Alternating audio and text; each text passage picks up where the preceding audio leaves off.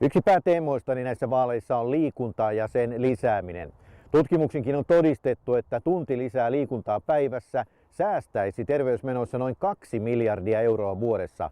Se on valtava summa, mutta noita lukujakin tärkeämpää on se, että jokainen ihminen tuota liikuntaa lisäämällä tuntisi olonsa paljon virkeämmäksi, terveemmäksi ja pystyisi elämään ehkä vielä hiukan parempaa elämää kuin tähän asti.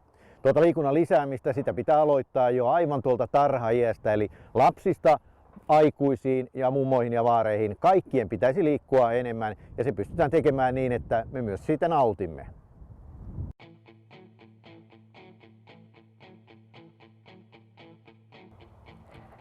Toinen tärkeä asia, johon vaadin panostusta heti, on nuorisotyöttömyyden taittaminen.